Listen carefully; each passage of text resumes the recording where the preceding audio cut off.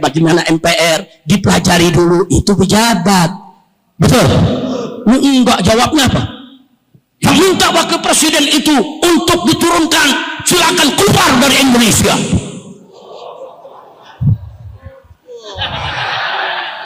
Pusing udah kalau dijawab begitu. Saya mau tanya tuh, orang-orang begitu punya moral tidak? Punya etika tidak? Punya sopan santun tidak? Saya mau tanya, rakyat berhak tidak untuk mengkritik? Rakyat berhak tidak untuk memprotes?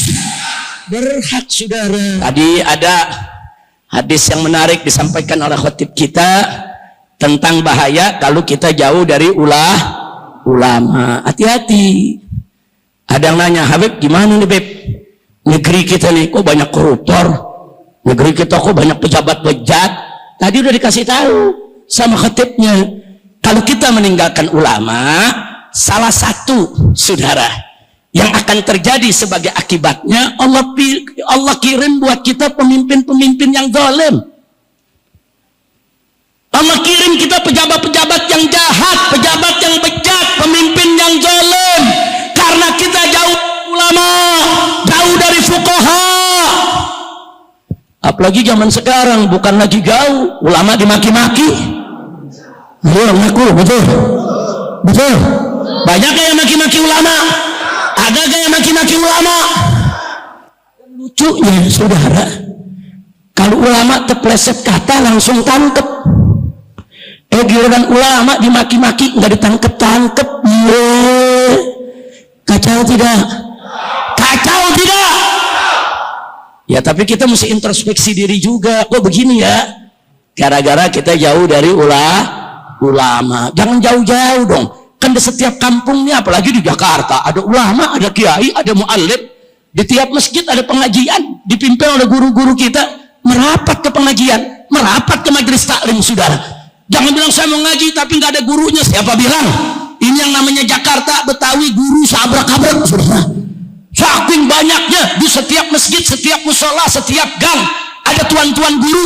Bahkan saat ini tuan-tuan gurunya nggak tanggung-tanggung, saudara. Yang lulusan Mekah, yang lulusan Yaman, yang lulusan Mesir, yang lulusan pondok-pondok pesantren berbagai tempat di Indonesia bisa baca kitab, saudara. Bisa jadi tempat kita bertanya. Dekati ulama, jangan tinggalkan ulama. Nah, kalau ninggalin ulama, ya begini akibatnya, saudara. Nah, apa yang terjadi sekarang di kita punya negeri? Inna lillahi wa inna ilaihi raji'un. Nah, sekarang Allah kasih kita pejabat-pejabat, saudara, yang pada nggak bisa kerja. Bahkan kalau menghadapi kritik rakyat, jawabnya seenaknya.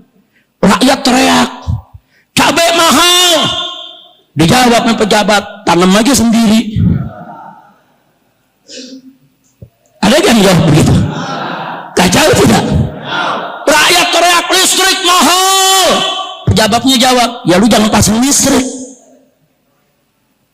Rakyat teriak BBM mahal, pejabat jawab, ya lu jangan beli bensin. Saya mau tanya, ada gak pejabat yang jawab begitu? Jujur, ada gak? Ada gak? Kok jawabnya begitu, saudara? Mahasiswa teriak Indonesia gelap, pejabat jawab, kau yang gelap. Saudara, kalau ada kritik dari rakyat, masyarakat mahasiswa bilang Indonesia gelap, introspeksi. Apa sih maksudnya gelap? Panggil mahasiswanya. Kau bilang Indonesia gelap, apanya yang gelap? Oh ini Pak, gelap karena penegakan hukumnya nggak jelas. Oh ini Pak, karena hukumnya ini cuma tajam ke bawah, tumpul ke atas. Oh ini Pak, masalahnya bensin dijual sama negara oplosan. Oh kalau negara aja ngoplos, bagaimana rakyat? Ini negara loh, saudara. Pertamina tuh resmi negara punya, betul? Ngoplos dah. Astagfirullahaladzim. Nah ini Pak yang kami maksud gelap. Tanya dulu, jangan langsung dijawab muka lu yang gelap. Ini bukan obrolan warung kopi, bukan. Ini komunikasi antara rakyat dengan pejabat. Lihat, oh karena korupsinya belum maksimal, ayo kita maksimalkan. Oh karena Pertamina kemarin ngoplos, ayo cegah, jangan lagi ada oplosan. Begitu dong. Ada lagi yang gawat, saudara. Ada yang gawat lagi nih, saudara. Ada beberapa purnawirawan jenderal mengusulkan supaya wakil presiden diganti. Usul. Boleh nggak usul? Urusan diterima ditolak kan urusan DPR MPR. Usul boleh nggak? Itu purnawirawan jenderal, sampai ratusan jenderalnya, saudara. Dengan Laksamana, Marsikal, Kolonel, ratusan orang ngusulin. Wajar tidak? Jawab. Oh ya, usulan Anda kami terima, nanti kami kirim ke DPR. Bagaimana sikap DPR, bagaimana MPR, dipelajari dulu. Itu pejabat. Betul? Enggak, jawabnya apa? Yang minta wakil presiden itu untuk diturunkan, silakan keluar dari Indonesia.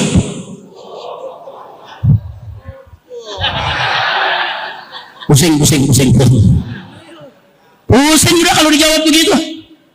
Saya mau tanya tuh, orang-orang begitu punya moral tidak? Punya etika tidak?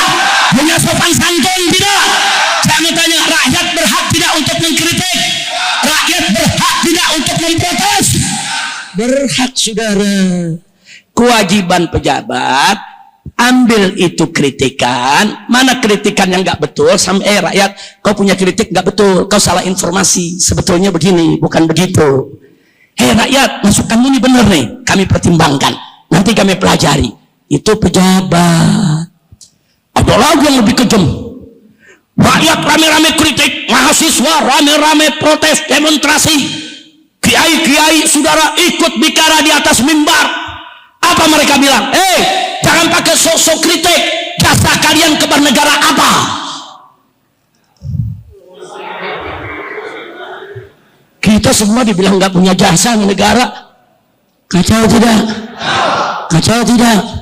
Siapa bilang rakyat nggak punya jasa? Gue beli baju kena pajak, gue beli sorban kena pajak, gue beli handphone kena pajak, kita beli kacamata ada pajaknya, betul? Beli sendal kena pajak, betul? Ente belanja di market kena pajak tidak?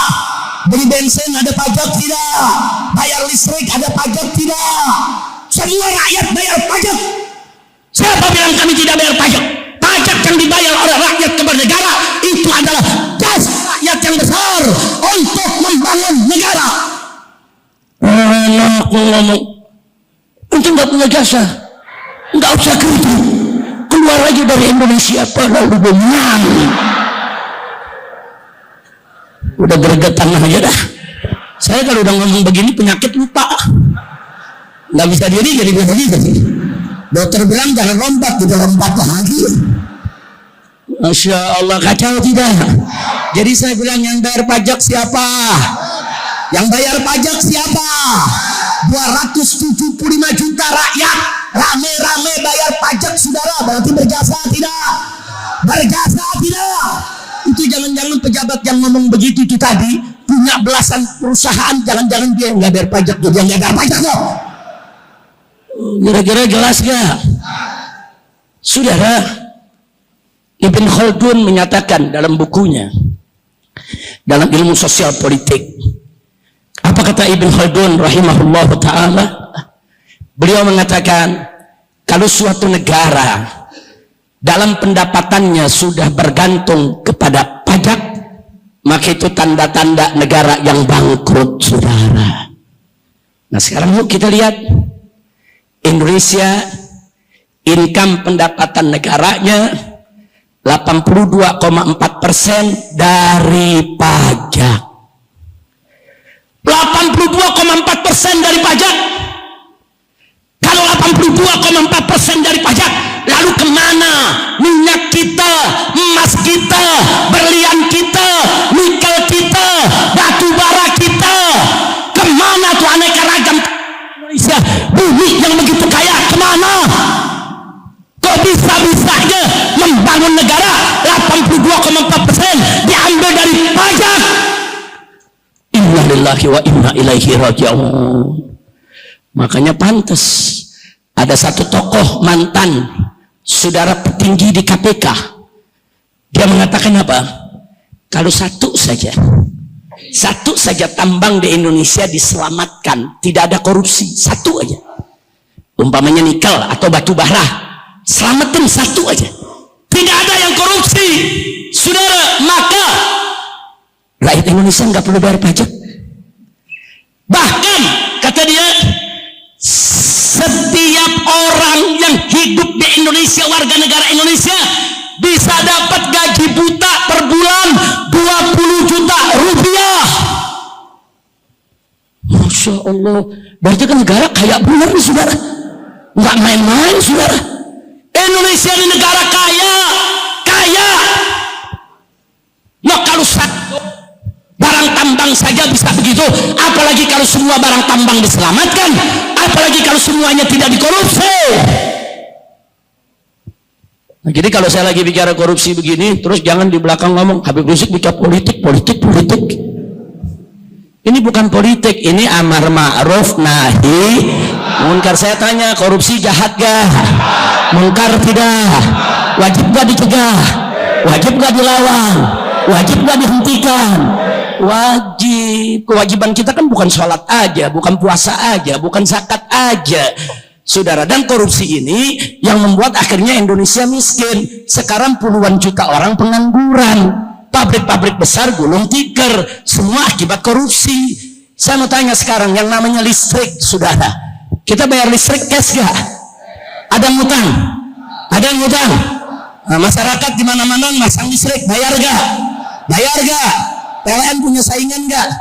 Punya saingan gak? Nah, jadi kalau hitung-hitungan bisnis semua bayar, semua cash, nggak ada yang ngutang. Saingan nggak punya, mestinya PLN untung apa rugi? Untung apa rugi? Tapi setiap tahun laporannya rugi. Wah, ruginya nggak tanggung-tanggung, triliunan. Dikemanakan itu uang rakyat? Pertamina bisa ngutang di pom bensin, beli. Datang bang lagi nggak punya duit nih, bensin kosong, isiin dulu deh, ntar habis minggu gue bayar. Bisa kalau nggak dikembang. Betul. Nah, sekarang saya mau tanya, Pertamina laku tidak? Tiap hari habis tidak? Bayarnya cash tidak? Kalau begitu untung tidak? Untung tidak, tapi laporan tahunnya rugi melulu.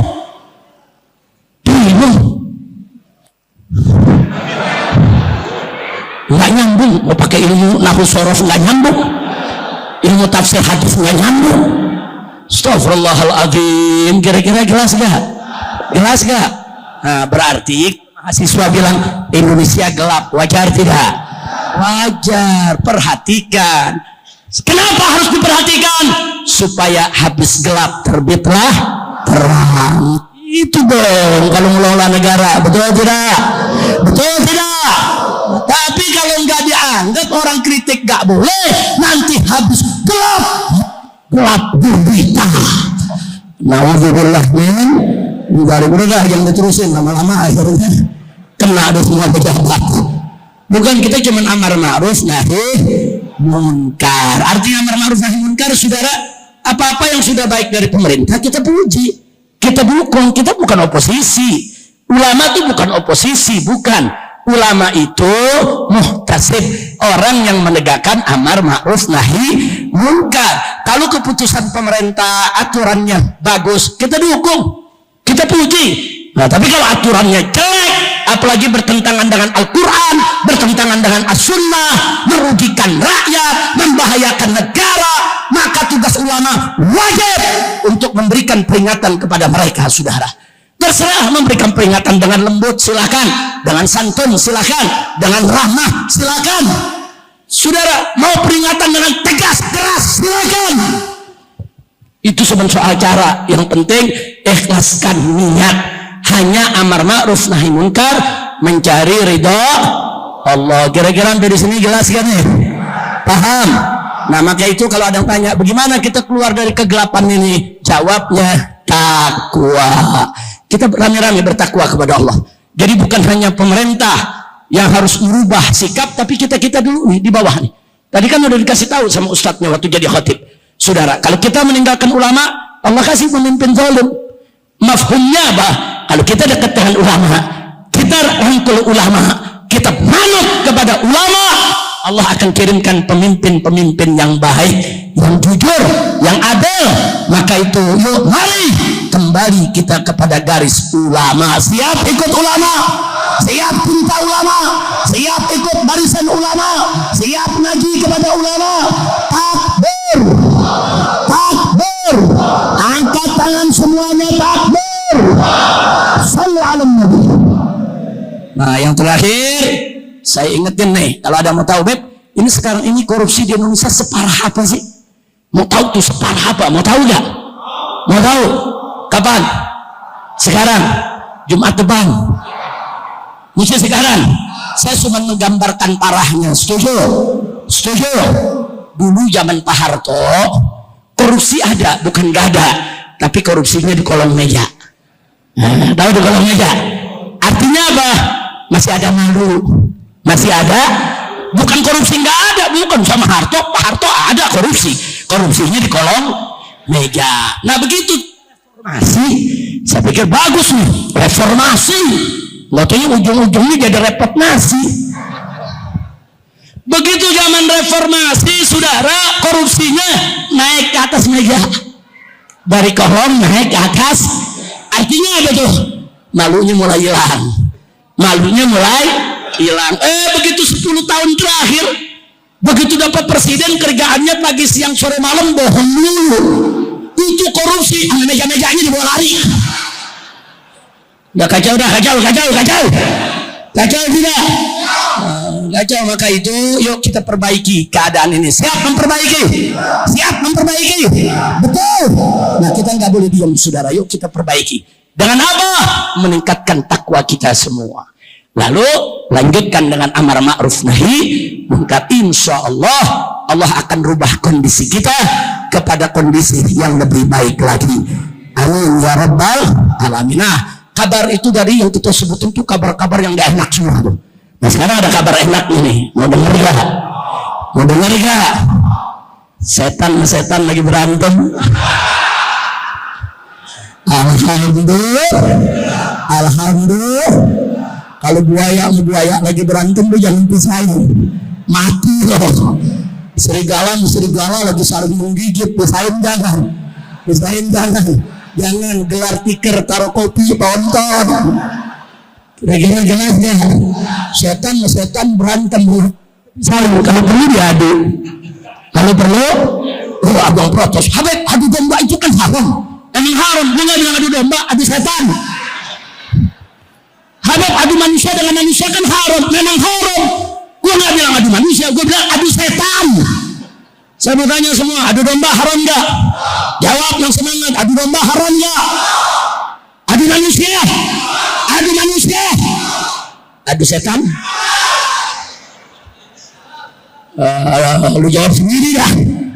Adu setan. Kalau saya sih pribadi wajib, nggak berantem aja gua adu, apa jadi berantem? Kira-kira jelas gak? Paham semua, ngerti semua. Jadi kalau setan lagi berantem, tenang aja. Nah itu tanda-tanda insya Allah kemenangan datang dari Allah. Amin ya rabbal. Kira-kira jelas tidak? Paham tidak? Nah baik sudah. Artinya apa? Kenapa saya katakan ini kabar gembira? Karena ini buah dari doa umat. Umat di mana-mana, di masjid-masjid, di musola, di majelis taklim, di mimbar-mimbar, baca sholawat asghilil zalimin, di zalimin. Dulu biasa Syria tuh beserta terus tuh kiai. Saudara, Allah kabul asghilil zalimin, zalimin. Ya Allah bikin sibuk orang zalim dengan zalim. Nah sekarang Allah lagi bikin sibuk, lu memisahin dia.